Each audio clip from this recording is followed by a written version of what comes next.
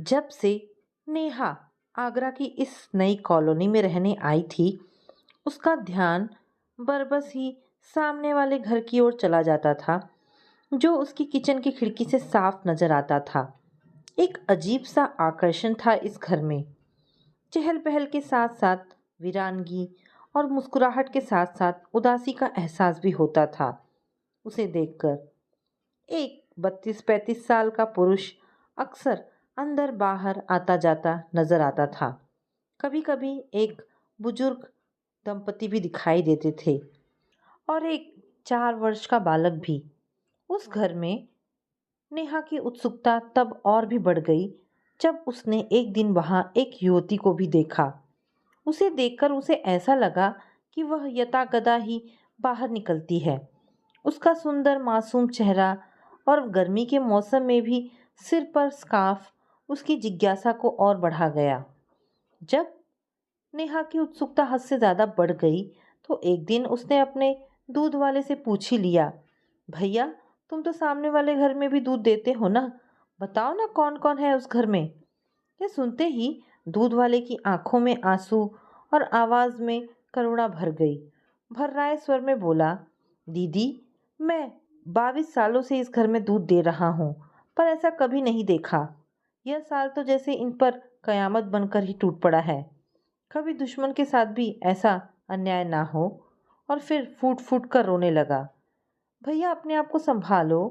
अब नेहा को पड़ोसियों से ज्यादा अपने दूध वाले की चिंता होने लगी थी, पर मन अभी भी यह जानने के लिए उत्सुक था कि आखिर क्या हुआ है उस घर में। शायद दूध वाला भी अपने मन का बोझ हल्का करने के लिए बेचैन था, अतः कहने लगा, क्या बताऊं दीदी, छोटी सी गुड़िया थी, संध्या बेबी, जब मैंने इस घर में दूध देना शुरू किया था। देखते ही देखते वह बड़ी हो गई और उसके लिए लड़के की तलाश शुरू हो गई। संध्या बेबी ऐसी थी कि सबको देखते ही पसंद आ जाए। घर वर भी उसके जोड़ का होना चाहिए था ना। एक दिन अभय बाबू उनके घर आए। उन्होंने संध्या के माता पिता से कहा कि शायद संध्या ने अभी आपको बताया नहीं है, मैं और संध्या एक दूसरे को चाहते हैं और अब शादी करना चाहते हैं। और फिर अपना पूरा परिचय दिया। अभय बाबू इंजीनियर थे। वह अपने माँ बाप की इकलौती संतान। संध्या के माता पिता को एक नज़र में ही वे भाग गए। फिर उन्होंने पूछा कि क्या तुम्हारे माता पिता को यह रिश्ता मंजूर है। यह सुनकर अभय बाबू कुछ उदास हो गए। फिर बोले कि मेरे मम्मी पापा अब इस दुनिया में नहीं हैं। 4 वर्ष पहले ही एक कार दुर्घटना में उनकी मौत हो गई थी। यह सुनकर संध्या के माता पिता बोले कि हमें यह रिश्ता मंजूर है, पर इस शर्त पर कि शादी के बाद भी तुम संध्या को लेकर यहाँ आते जाते रहोगे। संध्या हमारी इकलौती औलाद है। तुम्हारे यहाँ आने जाने से हमें अकेलापन महसूस नहीं होगा और हमारे जीवन में बेटे की कमी भी पूरी हो जाएगी। अभय बाबू राजी हो गए। फिर क्या, बड़ी धूमधाम से दोनों का विवाह हो गया और फिर साल भर में गोद भी भर गई। यह सब तो अच्छा ही है, इसमें रोने की क्या बात है, नेहा ने कहा। दूध वाले ने फिर कहना शुरू किया, एक दिन जब मैं दूध देने गया तो घर में संध्या बिटिया, अभय बाबू और आरव यानी संध्या बिटिया का बेटा भी था। तब मैंने कहा कि बिटिया कैसी हो, बहुत दिनों बाद दिखाई दी। मेरी तो आंखें ही तरस जाती है तुम्हें देखने के लिए। पर मैं बड़ा हैरान हुआ कि जो संध्या बेटी काका काका कहते नहीं थकती थी, वह मेरी बात सुनकर मुंह फेर कर अंदर चली गई। मैंने सोचा बेटियां ससुराल जाकर पराई हो जाती हैं और कभी कभी उनके तेवर भी बदल जाते हैं। अब वह कहाँ एक दूध वाले से बात करेगी। और फिर मैं वहां से चला आया। पर दूसरे ही दिन मुझे पता चला कि मुझसे न मिलने की वजह कुछ और ही थी। संध्या बिटिया नहीं चाहती थी कि सदा उसका खिलखिलाता चेहरा देखने वाले काका उसका उदास व मायूस चेहरा देखें। दरअसल संध्या बिटिया इस बार वहां मिलने नहीं बल्कि अपना इलाज करवाने आई थी। कुछ दिन पहले ही पता चला था कि उसे तीसरी और अंतिम स्टेज का कैंसर है, इसीलिए डॉक्टर ने जल्दी से जल्दी दिल्ली ले जाने को कहा था। यहाँ इस बीमारी का इलाज नहीं था। संध्या को अच्छे से अच्छे डॉक्टर को दिखाया गया, पर कोई फायदा नहीं हुआ। ब्लड कैंसर की वजह से संध्या बिटिया की हालत दिनों दिन बिगड़ती चली गई। बार बार कीमोथेरेपी करवाने से उसके लंबे काले रेशमी बाल भी उड़ गए।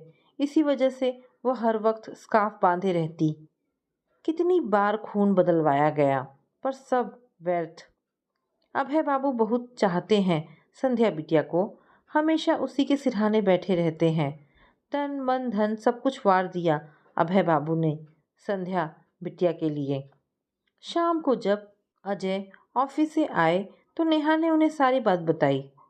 इस दुखद कहानी में एक सुखद बात यह है कि अभय बाबू बहुत अच्छे पति हैं। ऐसी हालत में संध्या की पूरी पूरी सेवा कर रहे हैं। शायद इसीलिए विवाह संस्कार जैसी परंपराओं का इतना महत्व दिया जाता है। और यह आधुनिक पीढ़ी है कि विवाह करना ही नहीं चाहती। लिव इन रिलेशनशिप की नई विचारधारा ने विवाह जैसे पवित्र बंधन की धज्जियां उड़ा दी है। फिर मैं भी किन बातों में उलझ गई। अजय को भूख लगी होगी, वे थके हारे ऑफिस से आए हैं, उनकी देखभाल करना मेरा भी तो कर्तव्य है। यह सोचकर नेहा रसोई की ओर चल दी। किचन से फिर सामने वाला घर नजर आया। आज वहाँ काफी हलचल थी।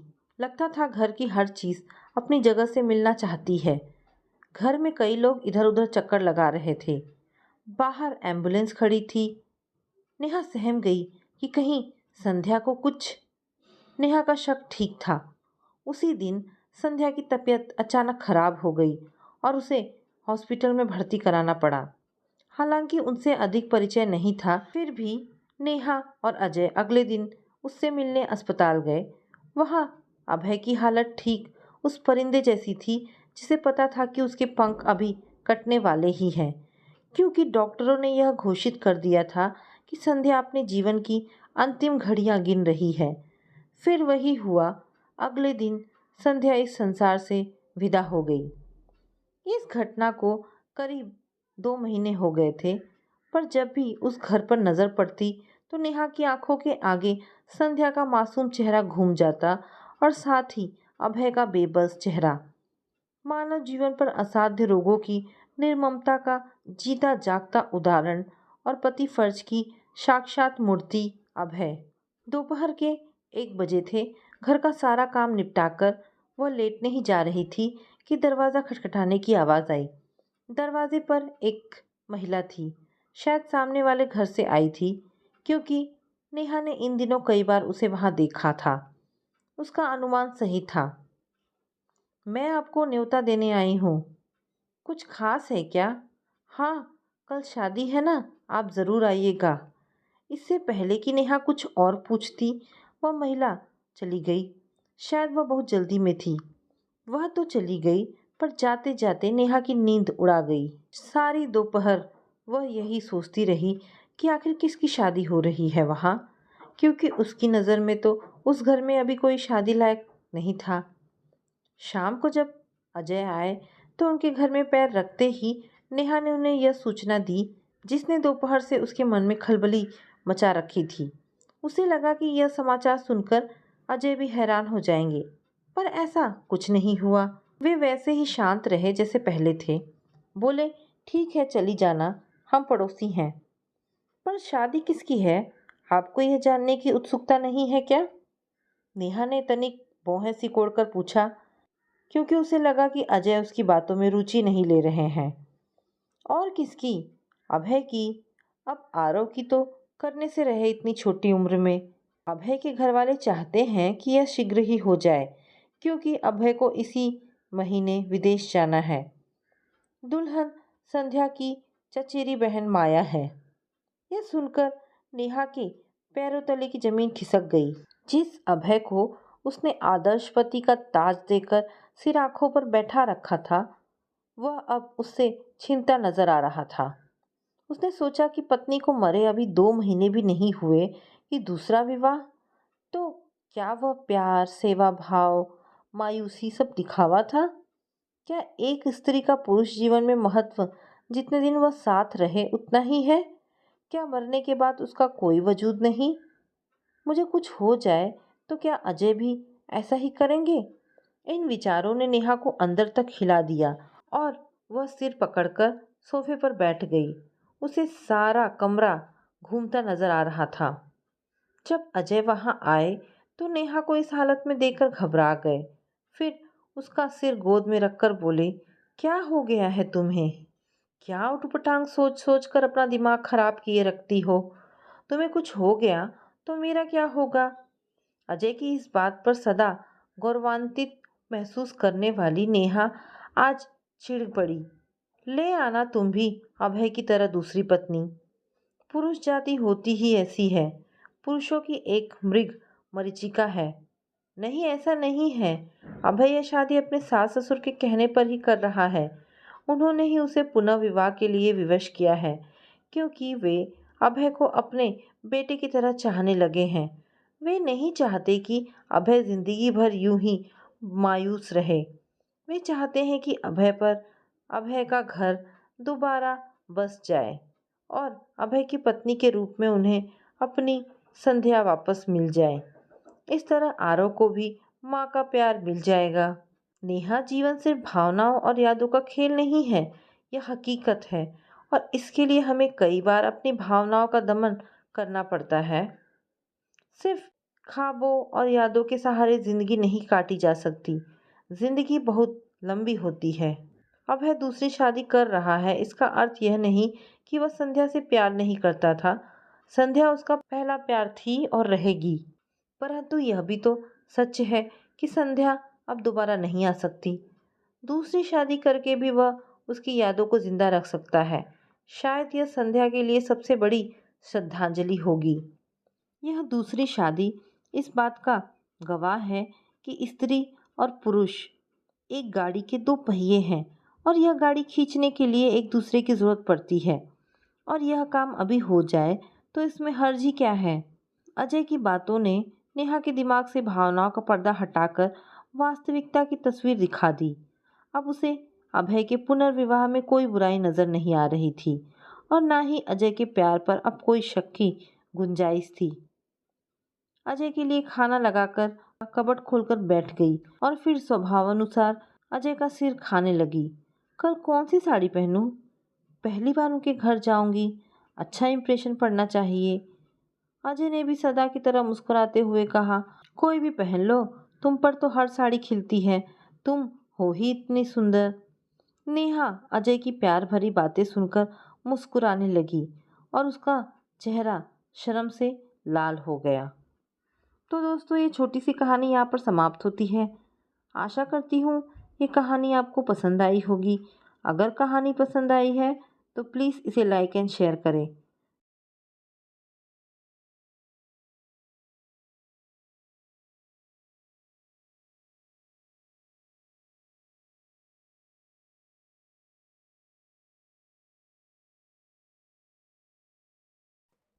हाय राम, ये पैरों में ना जाने इतना दर्द क्यों हो रहा है। अब तो दवा भी असर नहीं करती। अपने पैरों को मसलते हुए मीरा जी दर्द से करा रही थी। छोटी बहू ममता वैसे तो अपनी सास की कराह सुन रही थी, लेकिन वो रसोई में बर्तनों को थोड़ा तेज तेज बजाकर उस आवाज़ को अनसुना कर रही थी कि कहीं सास के पैर दबाने के लिए पूछना ना पड़ जाए। रसोई के काम निपटाकर अपने कमरे में जा रही थी तो सास के कमरे पर थोड़े कान लगा लिए। मीरा जी शायद फ़ोन पर बात कर रही थी। बड़ी बहू, अब तेरी माँ की तबीयत कैसी है? कब आ रही है तू वापस? तेरी आदत हो गई है मुझे, तेरे बिना यहाँ अच्छा नहीं लगता। सास की बातें सुनकर बाहर खड़ी ममता के तन बदन में ईर्ष्या से आग लग गई। इस परिवार का कितना भी कर दो, गुण तो सब जेठानी जी के ही गाएंगे। पता नहीं क्या काला जादू कर रखा है जेठानी जी ने सब पर। कमरे में जाकर भी गुस्से से मुंह फुला हुआ था। मोबाइल चलाते हुए उसके पति रमन ने तिरछी निगाहें डालते हुए पूछा, क्या हुआ, इतने गुस्से में क्यों हो? मुझसे क्या पूछ रहे हो? जैसे आपको पता ही नहीं, इस घर में तो मेरी कोई कदर ही नहीं है। जिसे देखो रश्मि बहू, रश्मि भाभी। तुम भी तो आज हलवा खाते हुए कह रहे थे कि रश्मि भाभी हलवा बहुत अच्छा बनाती हैं। ओह, तो ये बात है। मैडम को ईर्ष्या हो रही है। चुप रहिए आप। मैं भला उनसे ईर्ष्या क्यों करूं? उनमें ऐसा क्या है? ना ज़्यादा पढ़ी लिखी हैं और ना ही कोई रूप सुंदरी हैं। मुझे तो समझ नहीं आता कि आप सबको उसमें क्या दिखाई देता है। आपकी माँ को तो जेठानी जी के बिना मन ही नहीं लगता। जेठ जी भी आपसे कम ही कमाते हैं, फिर भी पता नहीं क्यों घर में जेठानी जी का ही राज चलता है। पति की चिढ़ाने वाली बात सुनकर अब ममता और ज़्यादा चिढ़ गई थी। रमन भी बात न बढ़ाते हुए चुपचाप सो गया। पता नहीं क्यों ममता को अपनी जेठानी रश्मि से शुरू से ही ईर्ष्या होती थी, जबकि रश्मि ने कभी भी अपने बड़े होने का कोई फायदा नहीं उठाया। रश्मि ममता से भी छोटी बहन की तरह व्यवहार करती थी, लेकिन सबकी जुबान पर जब रश्मि का नाम होता था तो ये बात उससे बर्दाश्त नहीं होती थी। सुबह का सूरज चढ़ गया था, लेकिन ममता ने अभी तक बिस्तर नहीं छोड़ा था। ससुर जी चाय के लिए बार बार रसोई की ओर देख रहे थे। मीरा जी ने जैसे तैसे चाय बनाई और पूजा करने बैठ गई। घंटी की आवाज़ सुनकर रमन ने ममता को झकझोरते हुए उठाया। ममता, कितनी देर हो गई और तुम अभी तक सो रही हो? माँ पूजा भी करने लगी हैं। ममता ने बोला। हाँ, तो क्या हो गया? आपकी माँ जल्दी उठ जाती है तो मैं क्यों अपनी नींद खराब करूं? इस घर में चैन से सो भी नहीं सकते। झल्लाते हुए ममता बोली और पैर पटकते हुए बाथरूम की ओर चल पड़ी। नाश्ते में उसने सिर्फ पोहा बनाकर रख दिया। मीरा जी ने देखा तो प्यार से समझाते हुए बोली, छोटी बहू, तुम्हारे ससुर जी को सुबह सब्जी रोटी खाने की आदत है। रश्मि बहू तो रोज रोटी और सब्जी बनाती है। इतना सुनते ही ममता बोल पड़ी, जेठानी जी को बस वही बनाना आता होगा। समय के साथ इंसान को अपनी आदत भी बदल लेनी चाहिए। जेठानी जी चाहे कुछ भी बना दे, सब चुपचाप खा लेते हैं। सारा भेदभाव बस मुझसे ही होता है इस घर में। मीरा जी ने आगे कुछ नहीं कहा, लेकिन उन्हें ममता का ऐसा कहना अच्छा नहीं लगा। उन्होंने खुद ही अपने पति के लिए 2 रोटी बना दी। अगले दिन ममता की ननद आ गई। आते ही पूछने लगी, अरे माँ, रश्मि भाभी अभी तक नहीं आई क्या? उनसे मिलने का बहुत मन हो रहा था। नहीं बेटा, बड़ी बहू की माँ की तबीयत खराब है। कह रही थी जैसे ही थोड़ी ठीक होंगी मैं आ जाऊंगी। वैसे भी उसे 2 साल हो गए थे मायके गए, थोड़े दिन रह आएगी। हाँ माँ, वैसे भी बड़ी भाभी तो कहीं जाती भी नहीं है।